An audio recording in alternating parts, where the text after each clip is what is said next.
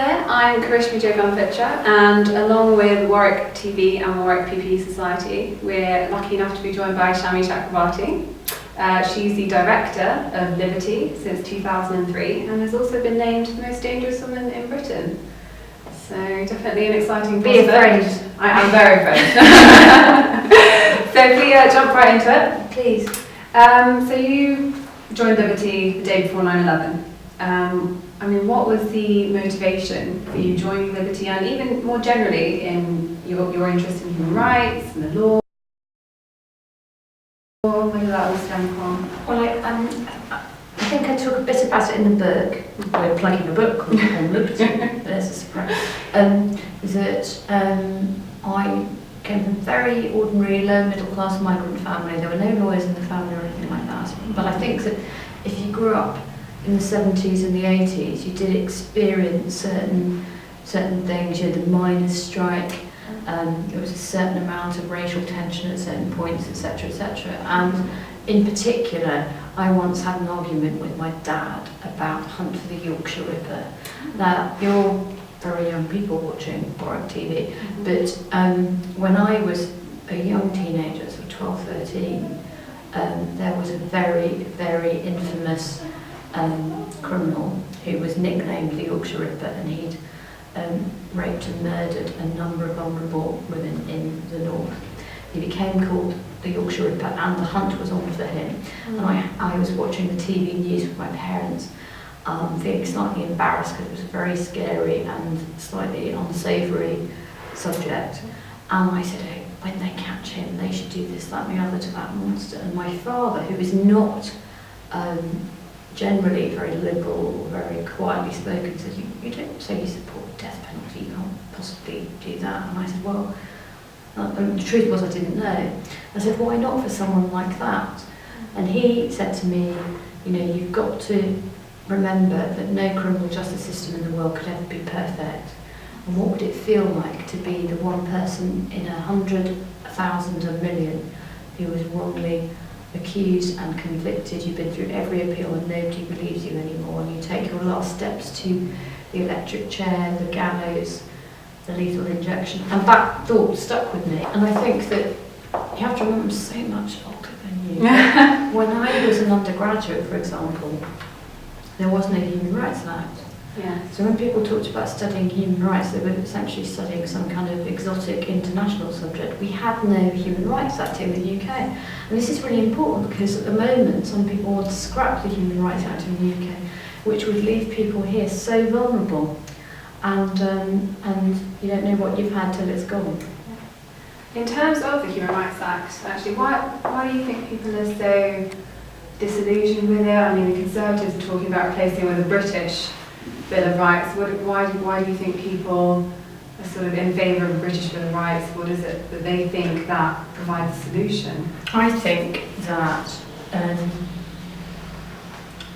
bills of rights the world over ultimately protect the vulnerable from the powerful. And so powerful vested interest groups, whether it's, you know, big media corporations or big government or just powerful people, always have a vested interest in depriving people of their rights. And the Human Rights Act is particularly vulnerable because it came into force just before 9/11. People associate it with terror suspects and refugees and people not like themselves, and they don't realise that without it, everybody would be vulnerable. It is the only modern Bill of Rights we have in this country. And I think that some politicians present what seems like a very fashionable argument that we'll have human rights just for people like you, people who are British citizens, and what's more, people who've never done anything wrong, who've never been suspected. And of course, everyone can be suspected. And if you think about it logically, if we're not going to have human rights, but we're just going to have citizens' rights for British people here, for American people there, look at how vulnerable that leaves you, given how shrinking and interconnected the world is. All you have to do is go on the internet, like Gary McKinnon, and be accused of doing something wrong by the American government. You never even have to leave your mother's house, and you could find yourself subject to prosecution by a foreign power. And then you have to say to yourself, what would I want then?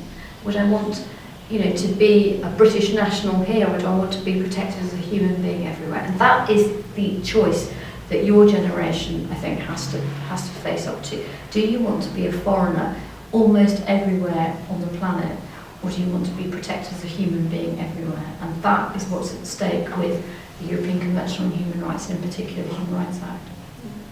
I think quite a key part of the Human Rights Act is this idea of freedom of speech. It's, I think, fundamental.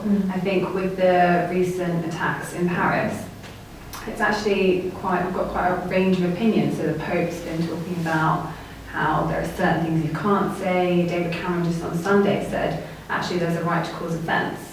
Where do you stand on? I think there has to be a right to cause offence, but it's not a duty. So here I am being interviewed by you and speaking to your viewers on Warwick TV, and I think that I should have a right in terms of not being arrested or prosecuted, to be rude to you, to swear at your viewers, and not be arrested and prosecuted or beaten up or killed. But equally, if I did that, I suspect that A, you wouldn't invite me back, and B, I might not persuade anybody that I'm trying to persuade to buy the book or join Liberty, www.liberty-human. Right. So here's the thing, a right to offend has to exist, because because some people are very easily offended, and I get offended by David Cameron when he talks about unelected judges making him physically sick, right? But he must be able to say what he thinks. That's politics and that's free speech.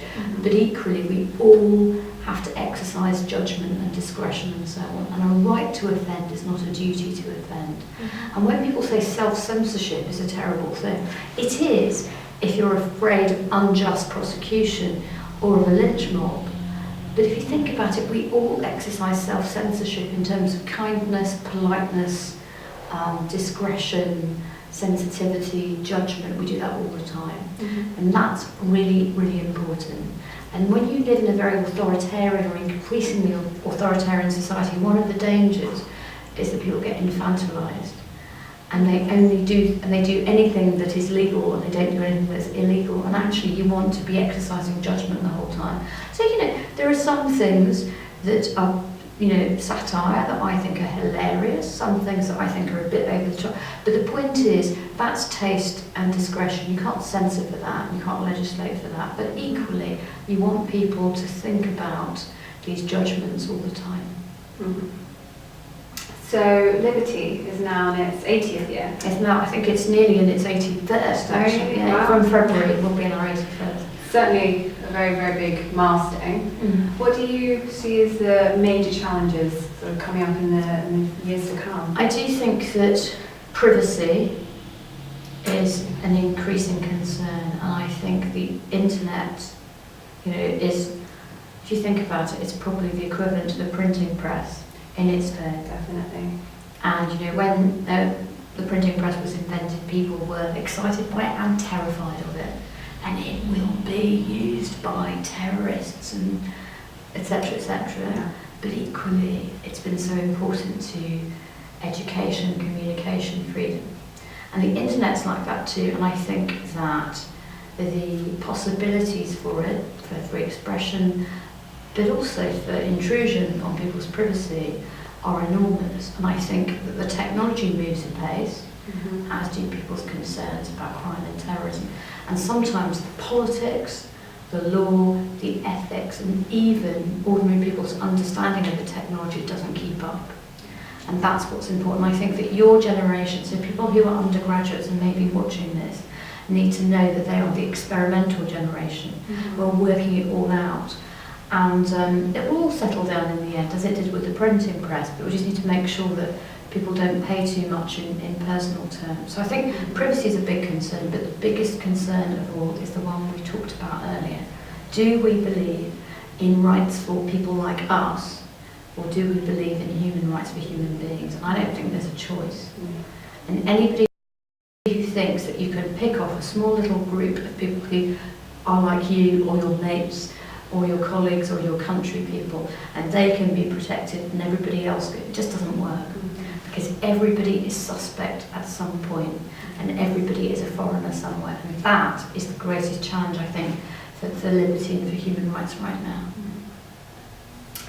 In terms of liberty, I mean, the book's called On Liberty, organisations called Liberty. We, the Warwick PPD Society, actually had a competition asking students what liberty meant to them. We've got some great responses. Yeah, I think they're absolutely fantastic. We won't give the game away at this point, but No. it will be, all will be It revealed. will be revealed in time.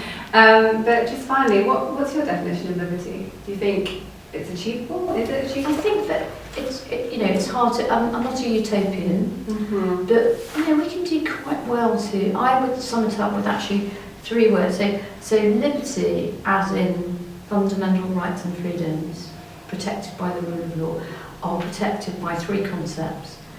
I would say dignity, where you believe in the fundamental dignity of every human being. Equal treatment, as in treating others as you'd like to be treated yourself, and fairness, as in fair trials and due process and so on.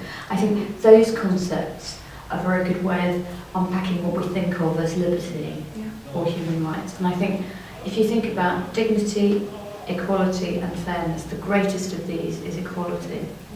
And the reason for that is that if everybody treated others as they would be treated themselves, there would be no torture, there would be no slavery, there would be no unintended intrusions into privacy or free speech, because we all love human rights, our own. We just occasionally have a problem with other people's. Yes, I think I certainly do. So unfortunately, that's all we have time for. Well, thank you for your time. Thank you very much for joining us. I think it's been an absolute pleasure, and I really look forward to your talk later this evening. Thank you. Thank you very much.